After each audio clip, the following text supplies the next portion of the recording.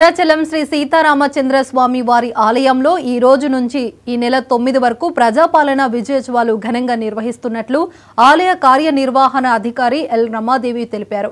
ఈ రోజు గోపూజతో ఈ ఉత్సవాలను ప్రారంభించారు. ప్రధాన ఆలయంలోని లక్ష్మణ సమేత సీతారాములు మూలవరులకు అభిషేకం నిర్వహించిన అర్చకులు బంగారు పుష్పార్చన చేశారు. బేడ మండపంలో నిత్య కళ్యాణం అట్టహాసంగా సాగింది. భక్తులకు వైదిక బృందం తీర్థ ప్రసాదాలను అందించి ఆశీర్వదించడం పలికారు. స్వామి వారిని దర్శించుకునేందుకు భక్తులు అధిక సంఖ్యలో కదిలి వచ్చారు.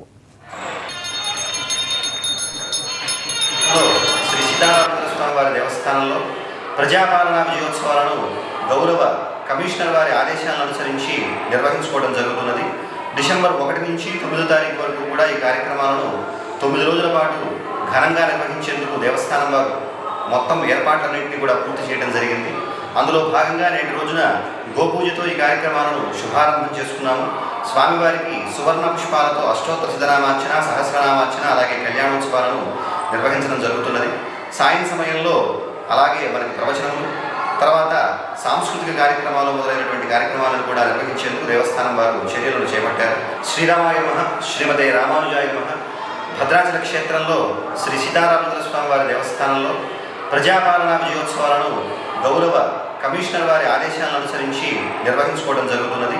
డిసెంబర్ 1 నుంచి 9 తారీఖు వరకు కూడా ఈ కార్యక్రమాలను 9 రోజుల పాటు ఘనంగా నిర్వహించేందుకు దేవస్థానం వారు మొత్తం ఏర్పాట్లన్నింటినీ కూడా పూర్తి చేయడం జరిగింది. అందులో భాగంగా నేటి రోజున గోపూజతో ఈ కార్యక్రమాలను శుభారంభం చేసుకున్నాము. స్వామివారికి సువర్ణ పుష్పాలతో అష్టోత్తర శతనామార్చన, సహస్రనామార్చన, అలాగే కళ్యాణోత్సవాలను నిర్వహించడం జరుగుతున్నది.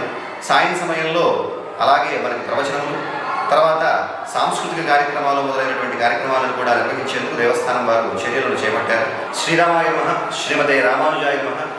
భద్రాచల క్షేత్రంలో శ్రీ సీతారామచంద్ర స్వామి వారి దేవస్థానంలో ప్రజాపాలనా విజయోత్సవాలను గౌరవ కమిషనర్ వారి ఆదేశాలను అనుసరించి నిర్వహించుకోవడం జరుగుతున్నది. డిసెంబర్ 1 నుంచి 9 తారీఖు వరకు కూడా ఈ కార్యక్రమాలను 9 రోజుల పాటు ఘనంగా నిర్వహించేందుకు దేవస్థానం వారు మొత్తం ఏర్పాట్లన్నింటినీ కూడా పూర్తి చేయడం జరిగింది.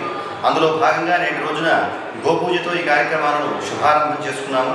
స్వామివారికి సువర్ణ పుష్పాలతో అష్టోత్తర శతనామార్చన, సహస్రనామార్చన, అలాగే కళ్యాణోత్సవాలను నిర్వహించడం జరుగుతున్నది. సాయం సమయంలో